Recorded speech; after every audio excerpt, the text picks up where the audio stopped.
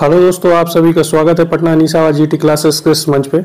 आइए आज और एक हम अधिसूचना को समझने का प्रयास करते हैं या बोले नोटिफिकेशन को समझने का प्रयास करते हैं जो WCR के अंतर्गत Jabalpur division JBP Jabalpur division के अंतर्गत एक नोटिफिकेशन आया है लोको पायलट के लिए, सहायक लोको पायलट के लिए। तो उसे हम समझने का प्रयास करेंगे। ALP की ये नोटिफिकेशन है, 50% कोटा के अंतर्गत आया हुआ है। आइए उसके हम बारे में जानते हैं। जिन लोगों ने अभी तक हमारे YouTube का फैमिली का हिस्सा नहीं बने हैं वो लोगों से रिक्वेस्ट है कि वो लोग हमारे YouTube फैमिली का हिस्सा जल्द से जल्द बने। आइए नोटिफिकेशन को हम देखते हैं और समझने का प्रयास करते हैं। देखिए दोस्तों, ये नोटिफिकेशन आया है, ये 30/4/2024 का नोटिफिकेशन आया है। सर्व संबंधित विभाग जबलपुर मंडल के अंतर्गत आया है। इसके विषय को हम थोड़ा सा समझने का प्रयास करते हैं। देखिए इसका विषय क्या है। विषय में आपको दिया गया है, ये विषय लोको रनिंग संवर्ग के सहायक लोको पायलट लेवल 2 या 50% विभागीय कोटे के पद रिक्त पदों को भरने के हेतु चयन। ठीक है, संदर्भ में देख लीजिए, रेलवे बोर्ड पत्र क्रमांक वगैरह डाला हुआ है। इसमें डेट दी गई है 8/4/2024 और ये नोटिफिकेशन नंबर है 34/2024 जो हाल फिलहाल का निकला हुआ है। पश्चिम मध्य रेलवे मुख्यालय पत्र क्रमांक पश्चिम मध्य रेलवे मुख्यालय ET लोको रनिंग और ये डेट दी गई है। ये देखिए, ये डेट दी गई है 16/4/2024। ठीक है, इस तरीके से ये डेट दी गई है। आइए इसे हम समझते हैं।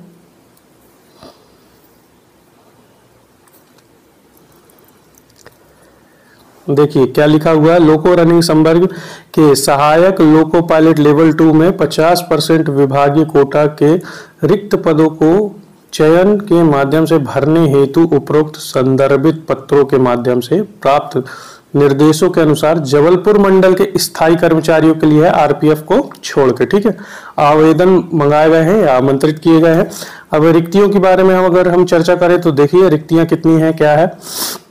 देखिए रिक्तियां इसमें दी गई है 223 है अन्य आजा के लिए और आजाजा के लिए। ठीक है, रिक्त पदों की संख्या अनंतिम है, अर्थात इसका मतलब ये हुआ कि परिवर्तन संभव है या संभावित है, जो कि क्यू रिव्यू के परिणाम पर निर्भर करेगा कि कितनी सीटें हैं, ये क्या है क्या नहीं। उस आधार पर ये वैकेंसी निकाली जाएगी। उसको वैकेंसी को या तो बढ़ाया भी जा सकता है या तो वैकेंसी घटाया जा सकता है। ठीक है, महत्वपूर्ण तिथियों की अगर हम चर्चा करें, देखिए यहाँ पे महत्वपूर्ण तिथियां भी दी गई है या इंपॉर्टेंट डेट दिए गए हैं, उसको हम थोड़ा सा समझने का प्रयास करते हैं। कर्मचारी अपने डिपो में आवेदन जमा कर सकते हैं। ये आवेदन कर्मचारी जो है वो जमा कर सकते हैं 30/5/2024 को। डिपो द्वारा कर्मचारी के आवेदन मध्य रेल प्रबंधक कार्यालय या बिल यूनिट में जमा करने की अंतिम तारीख जो दी गई है 6/6/2024। कर्मचारी को बिल यूनिट अनुभाग द्वारा पात्रता अपात्रता सत्यापन पश्चात, मतलब ये क्या होता है, पहले वो देखते हैं कि आप एलिजिबल हैं या नहीं, उस अनुसार पे आपका चेक होता है और फिर एक लिस्ट निकाली जाती है कि इतने लोग एलिजिबल हैं। लोको रनिंग अनुभाग में जमा करने की अंतिम तिथि की अगर हम चर्चा करें तो ये 24/6/2024 है। अब देखिए यहाँ CBT परीक्षा या कंप्यूटर बेस्ड टेस्ट के एग्जाम हेतु अपात्र आवेदनों की सूची, मतलब जो पात्र और अपात्र होते हैं उनकी सूची ये जारी करते हैं। उसकी अनुमानित तिथि दी गई है या डेट दिया गया है 2/7/2024। CBT परीक्षा की तिथि जो अनुमानित है वो आपका कितना दिया गया है, ये दिया गया है 5/8/2024। अब देखिए ये दिया उत्तर कुंजी के बाद, ये है क्या है, आंसर की करने की, मतलब आंसर की जो जारी करने की अनुमानित डेट है वो 7/8/2024 दी गई है। ठीक है, और 7वां पॉइंट अगर हम देखें तो CBT परीक्षा का परिणाम जारी करने की तिथि अनुमानित ये दी गई है 6/9/2024 और ये मनोवैज्ञानिक परीक्षा डेट दिया गया है CBT का, या हम ये बोले साइको की डेट दी गई है 15/9/2024 और पैनल जारी करने की डेट 25/9/2024 इस प्रकार से दी गई है। अब इससे हमें क्या समझ में आ रहा है कि ये पूरा साल निकल जाएगा क्योंकि अनुमानित डेट दी गई है। अब देखिए कब रेलवे एग्जाम लेगा डिपार्टमेंटल और कब इनका चयन प्रक्रिया पूरा कराएगा, वो तो उसके बारे में रेलवे ही जानेगी। आइए इसमें आवेदन में पात्र कर्मचारियों के क्या क्या आयु सीमा होना चाहिए और क्या क्या उनके पास योग्यताएं होना चाहिए, उसको हम थोड़ा सा डिटेल में जानते हैं और जानने का प्रयास करते हैं। देखिए इसमें हम समझने का प्रयास करते हैं। ये आवेदन हेतु पात्रता अधिसूचना जारी करने का दिनांक 30/4/2024 को पूर्ण हो। अब देखिए आयु सीमा है जो 18 वर्ष से अधिकतम 42 वर्ष है, और ये ST SC OBC वगैरह के लिए 18 वर्ष से अधिकतम 47 वर्ष है। अब नोट दिया गया है, कर्मचारी की सेवा पुस्तिका जो आपकी SR बुक होती है, सर्विस रिकॉर्ड बुक है, अंतिम रूप से दर्ज जन्म तिथि ही मान्य होगी, उसी आधार पर गणना की जाएगी। पता चले कि कुछ डॉक्यूमेंट्स में अलग डली है, कुछ और डॉक्यूमेंट्स में अलग डली है, तो आपकी जो सर्विस रिकॉर्ड बुक में जो परमानेंट डला रहता है उसी के आधार पे आपकी आयु या एज की गणना की जाएगी। ठीक है, कि आप एज से ज़्यादा है या कम है, ठीक है, उस प्रकार से है। अब देखिए शैक्षणिक योग्यता की अगर हम बात करें या चर्चा करें तो इसमें क्या क्या दिया गया है। शैक्षणिक योग्यता की अगर हम चर्चा करें तो मैट्रिक पास होना चाहिए। अब उनके पास क्या होना चाहिए, NCVT या SCVT से प्राप्त संस्थानों से ITI या एक्ट अप्रेंटिसशिप कर मतलब उत्तीर्ण होना चाहिए। अब ध्यान दीजिए ITI वो भी कुछ गिने चुने ट्रेड दी गई हैं, अभी नीचे हम देखते हैं उसके बारे में बताएंगे। ITI आपका कंफर्म होना चाहिए कि आपने जारी होने की डेट से पहले ITI आप कर चुके हैं, आपने बुक में अपनी चढ़ा चुका है सर्विस रिकॉर्ड वगैरह में। और एक्ट अप्रेंटिसशिप, बहुत से लोग बोलते हैं एक्ट अप्रेंटिसशिप करने से कोई फायदा नहीं। देखिए बाबू, यदि आप अगर रेलवे में ज्वाइन हो जाते हैं, अगर आपके पास ITI नहीं था तो बहुत से लोग अपना एग्जाम बेस पे अप्रेंटिस का वो हो जाता है, अप्रेंटिस कर लेते हैं। अप्रेंटिस का जॉब के बाद महत्व बढ़ जाता है लोको पायलट वगैरह के लिए, तो उसमें आप एलिजिबल हो जाते हैं। ठीक है, बहुत से लोग बोलते हैं कि अप्रेंटिस करने का कोई फायदा नहीं, परंतु जब आप सर्विस में आ जाते हो उसके बाद आपको फायदा होने लगता है। अब देखिए ITI में कौन कौन सी ट्रेड है, बहुत सारी ट्रेडों का यहाँ चर्चा की गई है, दूसरे पेज में भी है, पहले देख लेते हैं इसको। देखिए इसमें कौन कौन सी ट्रेड है। पहला फिटर है, दूसरा इलेक्ट्रीशियन है, इंस्ट्रूमेंट मैकेनिक है, मिलराइट है, मेंटेनेंस मैकेनिक है, मैकेनिक रेडियो एंड TV है, इलेक्ट्रॉनिक्स मैकेनिक है, मैकेनिक मोटर एंड व्हीकल है। ये देखिए ये भी होता है, ये भी अच्छा ट्रेड है। और दूसरा और देख लेते हैं, दूसरे पेज में भी और ट्रेडों का वर्णन है। देखिए दूसरे ट्रेड और कौन कौन से हैं, वायरमैन है, ट्रैक्टर मैकेनिक है, आर्मेचर एंड कोयल वाइंडर है, मैकेनिक डीजल। देखिए बहुत से लोग बोलते हैं इसका करने का कोई फायदा नहीं, आप देख लीजिए लोको पायलट में इसके काम पड़ता है। हीट इंजन वगैरह है, टर्नर है, मशीनिस्ट है, refrigeration and air condition mechanic है। ठीक है, इस तरीके से है।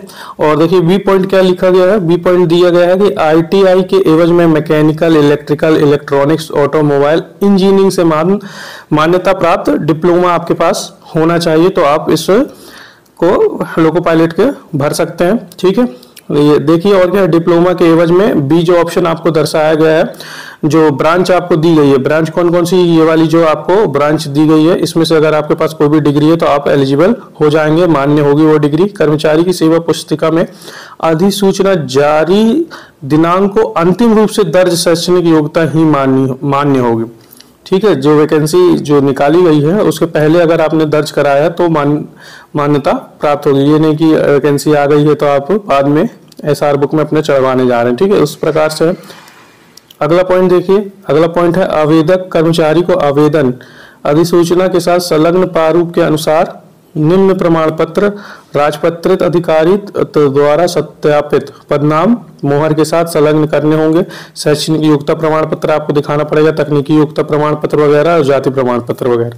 अब चयन की प्रक्रिया की अगर हम बात करें तो थोड़ा सा इसको समझने का हम प्रयास करते हैं कि चयन प्रक्रिया क्या है, इस भर्ती को ज्वाइन करने में क्या क्या आपको किस तरीके के क्या होगा, जो सिलेबस है उसके बारे में भी हम जानेंगे, और कितने नंबर का एग्जाम होगा, कैसा क्या होगा उसके बारे में हम जानते हैं।